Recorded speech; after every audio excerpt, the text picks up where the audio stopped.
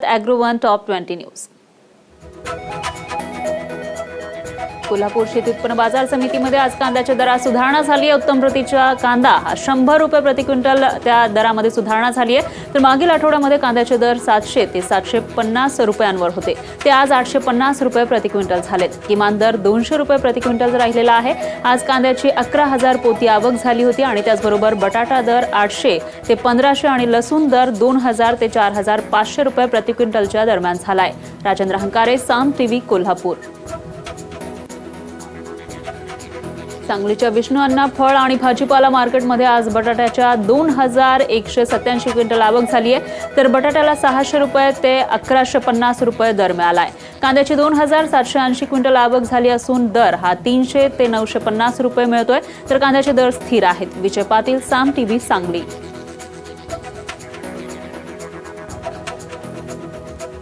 सध्या सर्वत्र निवडणुकांचा माहोल असताना शेतकऱ्यांच्या प्रश्नाकडे मात्र कोणालाही लक्ष देण्यास वेळ नाहीये। सध्या बाजारपेठांमध्ये शेतकऱ्यांना आपला बटाटा उत्पादन खर्चाच्या निम्म्या दरानं विक्री करावा लागतोय। उत्तर प्रदेशातील बाजार समित्यांमध्ये बटाट्याचा दर सध्याच्या घडीला 4 ते 5 रुपये प्रति किलो पर्यंत खाली घसरलाय। तर याच बटाट्याच्या उत्पादनासाठी शेतकऱ्यांना प्रति किलो 8 ते 9 रुपये इतका उत्पादन खर्च येतोय। त्यामुळे साहजिकच शेतकऱ्यांना उत्पादन खर्चापेक्षा सरासरी 3 रुपये प्रति किलो दर कमी मिळतोय। राजेंद्र हंकारे, साम टीव्ही, कोल्हापूर।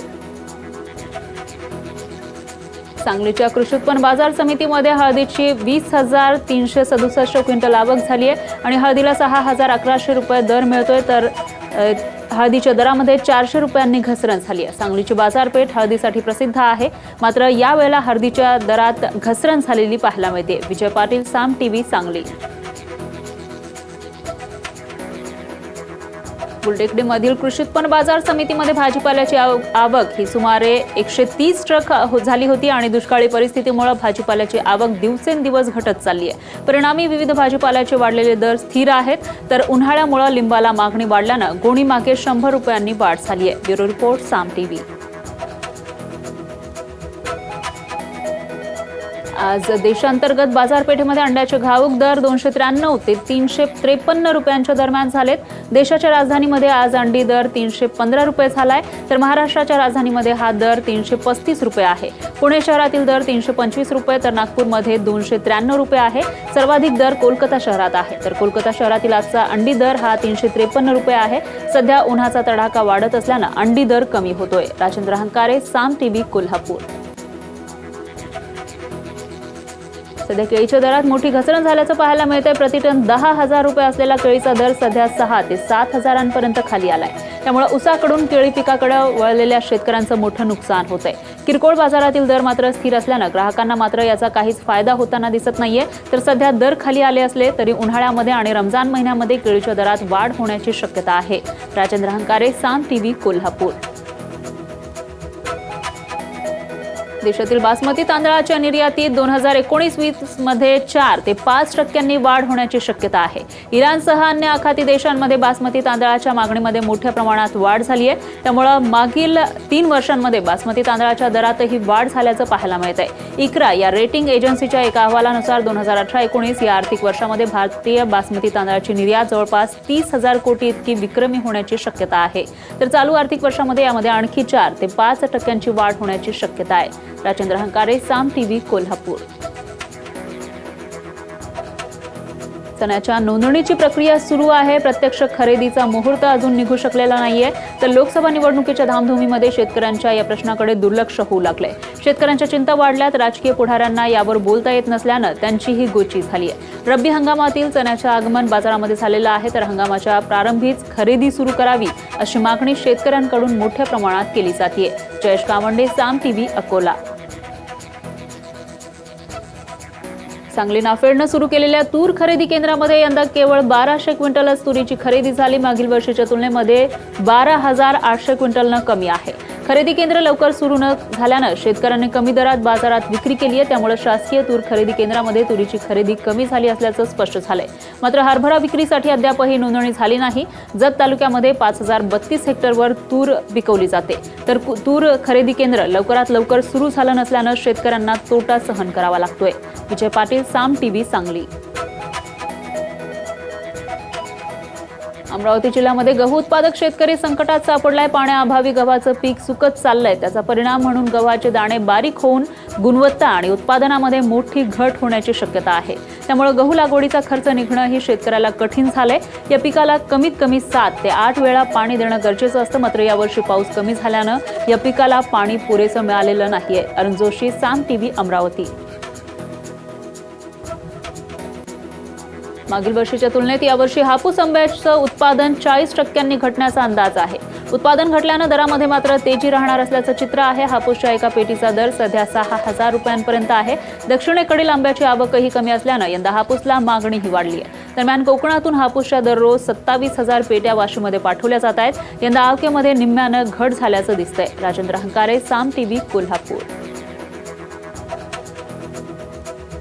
अमरावती जिल्ह्यातील मोर्शी वरुड तालुक्यातील संत्रा उत्पादक शेतकऱ्यांना जैन उद्योग समूहाद्वारे 2 वाहनं उपलब्ध करून देण्यात आली आहेत. या वाहनांतर्गत शेतकऱ्यांना आता प्रशिक्षण देण्यात येणार आहे. जैन उद्योग समूह आणि कोका कोला यांच्या संयुक्त विद्यमानं मोर्शी या ठिकाणी उभारण्यात आलेल्या संत्रा फळ प्रक्रिया प्रकल्पाच्या कामाला सध्या युद्ध पातळीवर सुरुवात झाली आहे. तर आमदार अनिल बोंडे यांच्या हस्ते या प्रशिक्षण वाहनाचं लोकार्पण करण्यात आलंय. अरुण जोशी, साम टीव्ही, अमरावती. सांगली जिल्ह्यातील दुष्काळी पट्ट्यामध्ये चाऱ्याची कमतरता भासू लागली आहे. पशुपालकांनी चारा छावणी सुरू करण्याची मागणी त्यांनी केलेली आहे. तर दुष्काळी भागातून चारा छावणी सुरू करण्यासाठी सुमारे 10 ते 15 संस्थांनी प्रस्ताव तालुका स्तरावर आलेले आहेत. मात्र हे प्रस्ताव अद्यापही तसेच पडून असल्याची धक्कादायक माहिती समोर आली आहे. तर जिल्ह्यातील आटपाडी, जत, कवठे महांकाळ, खानापूर आणि तासगाव तालुक्यामध्ये चारा टंचाई आहे. चारा डेपो अथवा छावणी सुरू करण्यासाठी या तालुक्यातून वारंवार मागणी होतीये. विजय पाटील, साम टीव्ही, सांगली. पशुधनाच्या सेवेत कुचराई करणाऱ्या जिल्ह्यातील 67 छावणी चालक मंजूर संस्थांना जिल्हाधिकारी राहुल द्विवेदी यांच्या आदेशानं 14,16,240 रुपयांचा दंड ठोठावण्यात आलाय. 2 टप्प्यामध्ये ही कारवाई झाली. आता पुन्हा याची पुनरावृत्ती झाल्यास या संस्थांना काळ्या यादीमध्ये टाकून त्यांच्यावर फौजदारी गुन्हे दाखल करण्यात येणार असल्याचं आदेशामध्ये स्पष्ट करण्यात आलंय. ब्युरो रिपोर्ट, साम टीव्ही.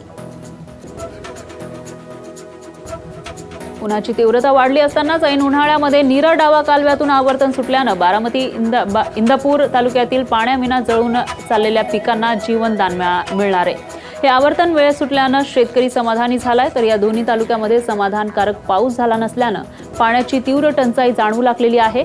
पिकं पाण्याविना जळू लागली आहेत. मात्र आता आवर्तन सुटल्यानं पिकांना जीवनदान मिळणार आहे. मंगेश कचरे, साम टीव्ही, बारामती. वाढत्या उन्हाच्या तडाख्यामुळे दूध उत्पादनावर परिणाम होऊ लागलाय. हिरवा चारा आणि पाण्याअभावी प्रतिदिन दूध उत्पादनामध्ये सरासरी 10% घट झाली आहे. जिल्ह्यातील दूध उत्पादन प्रतिदिन 2 लाख लिटरनं घटलंय. तर स्निग्धतेच्या प्रमाणात देखील घसरण होऊ लागली आहे. तीव्र उन्हामुळे पुरेशा प्रमाणात हिरवा चारा मिळेनासा झालाय. ब्युरो रिपोर्ट, साम टीव्ही. नगर जिल्ह्यातील 14,000 समित्या आणि पाडळी आळे इथल्या एकूण 15 ठिकाणी कांद्याच्या अनुदानासाठी अर्ज भरून घेतले जात आहेत. 16 डिसेंबर ते 28 फेब्रुवारी दरम्यान कांदा विक्री केलेल्या लाभधारक शेतकऱ्यांची संख्या 2,37,373 एवढी आहे. त्यापैकी 75,000 शेतकऱ्यांनी आपले अर्ज दाखल केले. ब्युरो रिपोर्ट, साम टीव्ही. सध्या देशभरात निवडणुकीचा माहोल आहे. त्यामुळे निवडणुकीला सामोरं जाणारे उमेदवार चर्चेमध्ये राहण्यासाठी वेगवेगळे फंडे वापरताना दिसत आहेत. मथुरा लोकसभा मतदारसंघातून पुन्हा एकदा नशीब आजमावणाऱ्या ड्रीम गर्लनं प्रचारादरम्यान गव्हाची कापणी केली आहे. प्रचारासाठी हेमा मालिनी या मथुरेतील गोवर्धन परिसरामध्ये गेल्या होत्या. या ठिकाणी शेतात गव्हाची कापणी सुरू होती. गव्हाची कापणी सुरू असलेली पाहून हेमा मालिनींनी देखील हातामध्ये विळा घेत गव्हाची कापणी करण्यास सुरुवात केली. त्यानंतर कापलेला गहू जमा करून त्याचा भाराही त्यांनी उचलून दुसरीकडे ठेवला. मत मिळवण्यासाठी हेमा मालिनी शेतामध्ये जाऊन राबताना दिसल्या.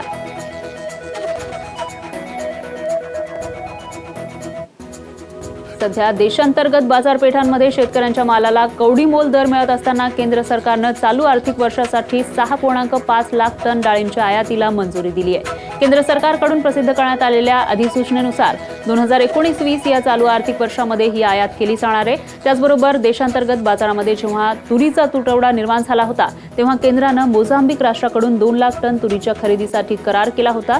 ती तूर देखील करारानुसार आयात केली जाणार आहे. त्यामुळे यावर्षी तुरीची एकूण आयात ही 4 लाख टनांवर जाणार आहे. राजेंद्र हंकारे, साम टीव्ही, कोल्हापूर. पंजाबमधील गहू खरेदीसाठी 19,240 कोटींच्या CCL अर्थात कॅश क्रेडिट लिमिटला भारतीय रिझर्व्ह बँकेनं मंजुरी दिली आहे. पंजाबमधील गव्हाची या माध्यमातून हमीभावानं गहू खरेदी केली जाणार आहे.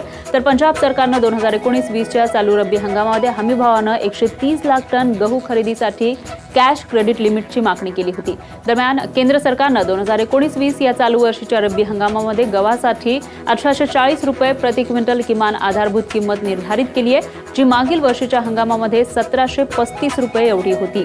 राजेंद्र हंकारे, साम टीव्ही, कोल्हापूर.